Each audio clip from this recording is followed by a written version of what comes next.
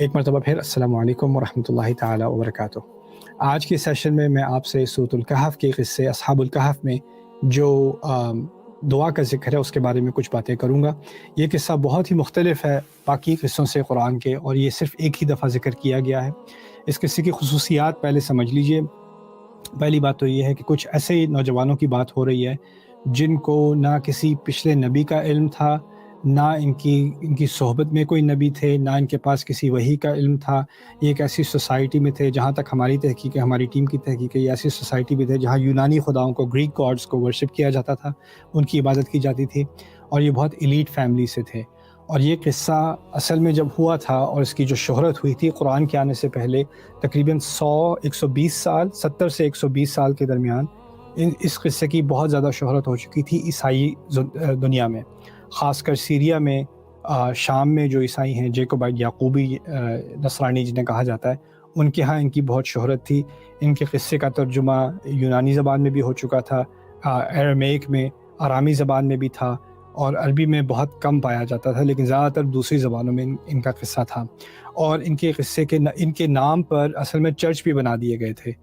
تو گرجے تھے جن میں ان کے نام پر پورے تہوار کیے جاتے تھے، دا فیسٹیول آف دا 7 سینٹس، یعنی 7 جو ان کے جو سینٹس ہیں، جو ان کے پیر ہیں، ان کو پیر مانا جاتا تھا، ان کے نام پر، ان بزرگوں کے نام پر پورے روزے رکھے جاتے تھے اور پھر دعوتیں کی جاتی تھیں۔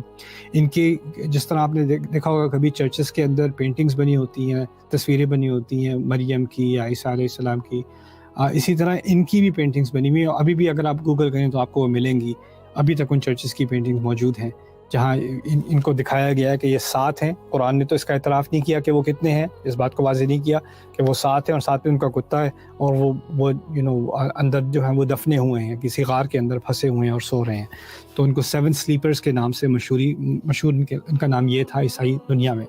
قرآن نے اس قصے کا ذکر کیا، اس کو اپنے لیے دوبارہ سے کلیم کیا ہے، اور یہ بات واضح کی ہے کہ جو قصہ عیسائیوں کے ہاں مشہور تھا اس میں بہت ساری انحرافات تھیں، اور ان کے نام پر بہت بڑے جھوٹ گھڑے گئے تھے، اور اس قصے کو دوبارہ صحیح طریقے سے بتانے کی ضرورت تھی، اور ان نوجوانوں کے نام کو اور ان کی لیگیسی کو، انہوں نے جو پیچھے اپنے ایک عظیم مثال چھوڑی ہے، اس مثال کو دوبارہ اپنی حقیقت پر لا کر اس کو ریسٹور کرنے کی ضرورت تھی۔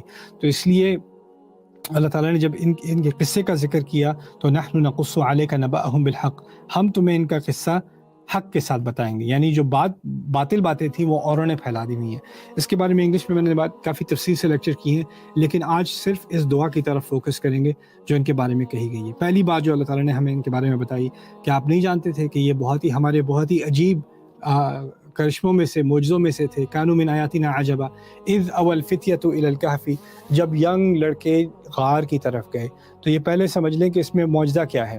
اصل میں بات یہ کہی جا رہی ہے کہ کیونکہ یہاں فتیہ کا لفظ خاص استعمال ہوا ہے، عام طور پر لوگوں کے لیے استعمال ہوتا ہے ہم انہم آمنوا بربہم، وہ ایمان لائے اپنے رب پر، اور ان کی عمر کا ذکر نہیں ہوتا، لیکن خاص اللہ تعالیٰ نے اہتمام کیا کہ ان نوجوانوں کے لیے فتیہ کا لفظ استعمال کیا جائے، ہمیں اس بات کی طرف غور دلانے کے لیے کہ یہ ان کا یہ جو کارنامہ ہے کہ انہوں نے اپنی سوسائٹی کو چھوڑا اور یہ غار کی طرف بھاگے، اس میں جو عجیب چیز ہے وہ یہ ہے کہ یہ نوجوان تھے، اور اس نوجوانی کی عمر میں ان کے سامنے ساری دنیا تھی، کیونکہ یہ ایلیٹ فیملیز سے تھے تو یہ مزے بھی کر سکتے تھے، شراب بھی پی سکتے تھے، ان کی کوئی حلال حرام کی کوئی قید نہیں ہے، جو عیاشیاں کرنی ہیں، جو مزے لوٹنے لوٹ سکتے تھے، پیسے بھی تھے ان کے پاس، پاپولیرٹی بھی تھی، آپس میں دوست بھی تھے، سب چیزیں تھیں ان کے پاس۔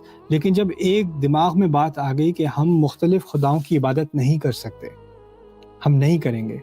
ان کا تہوار ہونے والا تھا گریک گاڈز کا، تو وہاں بڑے بڑے مجسمے بننے تھے اور بادشاہ نے آ کے اس کی انوگریشن کرنی تھی۔ تو ان لڑکوں نے آپس میں بات کر کے ان کو خیال آیا کہ ایک ہی خدا ہوگا، اور کسی چیز کا انکار نہیں کیا انہوں نے، بس یہ کہا کہ ہم یہ جو مجسمے ہیں ان کے تہوار میں ہم شرکت نہیں کریں گے۔ تو وہ اتنا بڑا جرم بن گیا کہ انہوں نے اپنی فیملی کو ریجیکٹ کیا، اپنی فیملی کے ٹریڈیشن کو ریجیکٹ کیا، اپنی سوسائٹی کو ریجیکٹ کیا، یہاں تک کہ ان کی جو سیاست ہے اس سیاست میں بھی اگر بادشاہ کے مذہب کا انکار کیا جائے تو وہ بادشاہت کا انکار بھی ہوتا ہے، تو وہ تو پنشیبل بائی ڈیتھ ہوتی ہے نا چیز، وہ تو پھر ان کو سزائے موت ملنی تھی۔ تو ان کو وارننگ دی گئی، کیونکہ یہ بڑے گھرانے کے لڑکے تھے، تو ان کو کہا کچھ دن سوچ لو، اگر ٹھکانے آ جائے گی، شاید یہ نوجوانی کا جوش ہے کہ تم نے الٹی سیدھی بات کی ہے، بادشاہ کی اور بادشاہ کے مذہب کی توہین کی ہے، تو تمہیں کچھ دن دیے جا رہے ہیں، مہلت دی جا رہی ہے، اس کے بعد تمہیں دوبارہ ٹرائل پہ لائیں گے، اگر اس وقت بھی تم نے اپنی بات کو ریٹریکٹ نہیں کیا تو پھر تمہیں سزائے موت دے دی جائے گی۔ تو اس ٹائم اس مہلت کا فائدہ اٹھاتے ہوئے یہ لڑکے بھاگے ہیں، اور یہ اپنی ساری لگژری، ساری آرام کی زندگی، سب کچھ چھوڑ کر وہ غار کی طرف نکلے، غار کی طرف۔ اذ اول فتیۃ الی الکہف، جب یہ نوجوان غار کی طرف گئے پناہ لینے کے لیے، اوا کہتے ہیں پناہ لینے کو۔ فقالوا، تو انہوں نے کہا، ربنا آتنا من لدنک رحمۃ، ہمارے رب اپنے خاص خزانوں میں سے، لدن کا لفظ استعمال ہوتا ہے کوئی خاص اپنی طرف سے کوئی چیز دے۔ جیسے میں اگر یہاں سے اٹھا کے آپ کو ایک کتاب دے دوں، جیسے کہیں گے منی یا من عندی، لیکن اگر میرا کوئی سیکرٹ بک شیلف ہے، وہاں پہ میری بہت پرسنل سی کلیکشن ہے، وہاں سے میں نکال کے ایک خاص کتاب آپ کو لا کے دوں تو اس کو کہوں گا من لدنی، یعنی لدن کا لفظ کوئی عام استعمال میں نہیں ہوتا۔ تو یہاں پر من لدن کا رحمت سے مراد ہے یار ہمارے رب، ہم ایسی زبردست مصیبت میں ہیں، ہمیں ہر طرف سے جو ہے موت نظر آ رہی ہے، ہم واپس اپنی اسٹیٹمنٹ کو واپس لے سکتے ہیں، ہماری زندگی واپس چلی جائے گی، لیکن ہم نے آپ کو مان لیا ہے، ہم نے اپنے رب کو مان لیا۔ اب اندازہ کریں نا، وہ جب یہ دعا کر رہے ہیں تو یہ دعا وہ اپنی زبان میں کر رہے ہیں، اور انہوں نے یہ دعا کسی کتاب میں، نازل کی ہوئی کتاب میں نہیں پڑھی، ان کے دل سے یہ آواز نکلی ہے کہ ہمارے رب آپ ہی اب ہماری مدد کر سکتے ہیں، آپ ہی کی خاص رحمتوں میں سے کوئی رحمت آئے گی تو ہمارا کوئی اہتمام ہوگا، ورنہ ہم کیا کریں گے۔ ربنا آتنا من لدنک رحمۃ وہیئ لنا، اور ہمارے لیے مہیا کر دے، ہمارے لیے آسانیاں فراہم کر دے، من امرنا، ہمارے اس فیصلے میں، رشدن، سیدھا راستہ، یعنی ہمارے، کیونکہ ہم نے یہ سیدھا راستہ چنا ہے، اس میں ہمارے لیے آسانیاں پیدا کر، ہمارے لیے آسانیاں مہیا کر۔ اور وہ جا رہے ہیں غار کی طرف۔ اب غار میں تو آپ کو پتہ ہے نہ کوئی لگژری ہوگی، نہ ٹیمپریچر کنٹرول ہوگا، نہ کھانا ہوگا، یہاں تک کہ وہاں سانپ بھی ہو سکتے ہیں، کیڑے مکوڑے بھی ہو سکتے ہیں، مشکلات بھی ہو سکتی ہیں، خطرے بھی ہو سکتے ہیں، لیکن ان کے پاس کوئی چوائس نہیں، اور کوئی جگہ جانے کو ہے نہیں، پہاڑوں میں جا کے وہ چھپ گئے، غار میں جا کے کسی میں گھس گئے، اور جاتے ہوئے اللہ تعالیٰ سے یہ دعا کر رہے ہیں۔ مجھے حیرت ہوتی ہے اس دعا پہ بہت زیادہ، کیونکہ ہم نے نا اپنے دین کو ایک عجیب نئی چیز بنا دیا جو وہ اوریجنلی تھی نہیں۔ ہمارے دین میں اللہ تعالیٰ نے ہر انسان کو اپنے رب سے ایک تعلق بنانے کا موقع دیا ہے، اور اس تعلق، پہلا جو اس کا روحانی جو تعلق ہے نا، وہ اس کی بنیاد شروع سے علم کی نہیں ہے۔ پہلا علم کیا ہے؟ لا الہ الا اللہ۔ پہلا اصل علم کیا ہے کہ رب ایک ہی ہے، الہ ایک ہی ہو سکتا ہے۔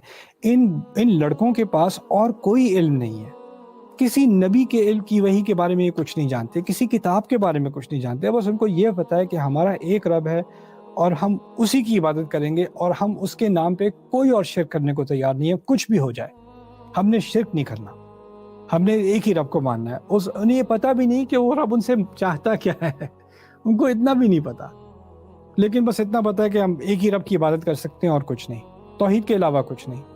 لوگ مجھ سے آگے کہتے ہیں کبھی کبھی، میرا ایگزام ہونے والا ہے، میں کون سی دعا خاص کروں، یا ہمارا بچہ ہونے والا ہے، کون سی دعا خاص کروں، یا میری وائف پریگننٹ ہے، میں کون سی دعا کروں، یا میں شوہر کی ہدایت کے لیے کون سی دعا کروں، یا نئی گاڑی کے لیے کون سی دعا۔ ہر معاملے کے لیے ایک خاص دعا، ٹھیک ہے، مسنون دعائیں ہیں، وہ اللہ تعالیٰ کو یاد کرنے کا طریقہ ہے، لیکن ہم نے دعا کو نا ایک پرسکرپشن سروس کی طرح جو بنایا ہوا ہے نا، اس میں بھی ذرا ایک ایکسٹریم ہے۔ اور آپ اندازہ کیجئے انہوں نے کہاں سے انہوں نے یہ دعا بس دل سے کی، اپنی زبان میں کی، اور اللہ تعالیٰ نے اس کا اتنا لحاظ کیا اس دعا کا کہ اللہ تعالیٰ نے اس دعا کا ترجمہ عربی میں اپنے الفاظ میں ڈال کے، ہمارے قرآن میں ڈال کے، اب ہمارے علماء ان لڑکوں کے الفاظ کو پڑھتے ہیں۔ انسان عالم جو ہے وہ زندگی گزارے گا، کئی 20 30 40 سال گزارے گا قرآن پڑھنے میں، قرآن کی تفسیر پڑھنے میں، حدیث پڑھنے میں، فقہ پڑھنے میں، اور وہ ان نوجوانوں کے جو دل سے الفاظ نکلے تھے ان کا مطالعہ کر رہا ہے۔ بڑے بڑے عالم ان نوجوانوں کے طالب علم بن گئے، کیوں؟ کیونکہ دل سے ایمان سے دعا کی تھی، ربنا آتنا من لدنک رحمۃ وہیئ لنا من امرنا رشدا۔ جب نوجوان اللہ تعالیٰ کی طرف جاتا ہے، اس کے علم میں بھی کمی ہو، اس کو کوئی سپورٹ سسٹم نہ بھی ہو، وہ کچھ دوست ہیں، جیسے آپس میں کچھ دوست ہیں، اور انہوں نے بس اللہ تعالیٰ کی طرف مڑ کر بس یہ ایک خاص دعا کی ہے، ایک پیاری بات کی ہے اپنے رب سے کہ اللہ اب آسانیاں تو ہر طرف سے ختم ہو چکی ہیں، کیونکہ ہم نے یہ حق کا راستہ چنا ہے، ہر طرف سے رکاوٹیں ہیں، تو بس اب رحمت اگر آئے گی تو صرف آپ ہی کی طرف سے آئے گی۔ اور دیکھیں جا بھی کہاں رہے ہیں، غار کے اندر جا رہے ہیں. غار کے اندر ڈسکمفرٹ کے علاوہ یعنی آرائش نام کی تو کوئی چیز نہیں ہوگی اس کے اندر, لگژری نام کی کوئی چیز تو نہیں ہوگی اس کے اندر, لیکن جاتے ہوئے اس بات کا احساس ہے کہ یہ جانا بھی, یہ غار کا ملنا بھی اللہ تعالیٰ کی طرف سے رحمت ہے. اور ابھی اس مشکل میں رحمت تو صرف آپ ہی کی طرف سے آ سکتی ہے. وَهَيِّئْ لَنَا, پھر اس الفاظ کی طرف دوبارہ آتے ہیں, ہمارے لیے مہیا کر دے. ہم نے یہ فیصلہ کیا ہے سیدھا ہونے کا, لیکن اس فیصلے کی وجہ سے اب جو مشکلیں آ رہی ہیں اس کو آسان کرنا صرف آپ کے حوالے ہے. ہم کر نہیں سکتے, ہم جتنا کر سکتے تھے کر دیا. اسی ایک فارمولا کے اوپر میں بار بار واپس آتا ہوں. جب بھی ہم اللہ تعالیٰ سے کوئی دعا کرتے ہیں تو ہماری کوئی کنٹریبیوشن ہوتی ہے اور پھر دعا ہوتی ہے. اور یہ بڑی بڑی دعائیں جو ہیں ان میں یہی ہوتا ہے, یہ لڑکے اپنی سوسائٹی کو چھوڑنے کو تیار ہو گئے. یہ کسی غار میں جا کر رہنے کو تیار ہو گئے کہ ہم نے اپنے خدا کو نہیں چھوڑنا, فیملی کو چھوڑ دینا ہے, اپنی سیفٹی کو چھوڑ دینا ہے, اپنی سوسائٹی کو چھوڑ دینا ہے. لیکن اس کے بعد اب کیا کریں گے؟ اگلا کھانا کہاں سے آئے گا؟ کتنی دیر یہاں رہ جائے, پانی کہاں سے پئیں گے نہیں معلوم. کتنے دن تک چھپے رہیں گے, کب تک نہیں پکڑے جائیں گے. تو جب انہوں نے اس بات کا احساس ہوا کہ ہم نے ایک قدم تو لے لیا ہے لیکن باقی راستہ تو بند ہے ہمارے سامنے, تو وَهَيِّئْ لَنَا مِنْ أَمْرِنَا رَشَدًا میں ہمارے لیے, ہمارے فیصلے میں جو صحیح چوائس ہے اس کی طرف ہمارے لیے وہ چیز مہیا کر دیجئے. تو اللہ تعالیٰ نے کہا فَضَرَبْنَا عَلَىٰ آذَانِهِمْ, تو ہم نے ان کے کانوں پر ایک ضرب لگائی, یعنی ان کے کان بند ہو گئے. سنین عددا, کئی سالوں تک. یعنی باہر شور ہو رہا ہو, بارش ہو رہی ہو, زلزلہ ہو رہا ہو, باہر لوگوں کا ہجوم لگاؤ, ان کو کوئی آواز نہیں آنی, ان کی نیند کوئی خراب نہیں کرے گا. فضربنا علی آذانہم فی الکہف سنین عددا ثم بعثناہم, اور پھر یعنی ان کو سلا دیا, ان کے کان بھی بند کر دیے, اور پھر ان کو کئی سالوں بعد ہم نے اٹھایا, یا نیند سے اٹھائے. یعنی اللہ تعالیٰ نے کائنات بدل دی, اللہ تعالیٰ نے سائنس کے لاز بدل دیے ان کے لیے. کیا ہوتا ہے, کوئی سوئے گا تو کتنی دیر سوئے گا؟ 24 گھنٹے سو لے گا, 48 گھنٹے سو لے گا. جسم کو نیوٹریشن چاہیے, فوڈ چاہیے, سسٹیننس چاہیے, آپ کی جلد کو جو سن لائٹ چاہیے. آپ کو اگر ایٹروفی ہوتی ہے, اگر بستر میں لیٹے رہیں 6 مہینے تو آپ سے کھڑا نہیں ہوا جائے گا. اگر آپ اپنی آنکھیں بند کر لیں 1 سال کے لیے, اس کے اوپر پٹی لگا لیں تو آپ اندھے ہو جاؤ گے. آپ کی جو مسلز ہیں وہ کیونکہ آپ استعمال نہیں کر رہے تو وہ کام کے نہیں رہتے. لیکن اللہ تعالیٰ نے وہ ساری کائنات اپنے ان نوجوانوں کے لیے روک دی. اور یہ انبیاء نہیں تھے, یہ صرف نوجوان لڑکے تھے.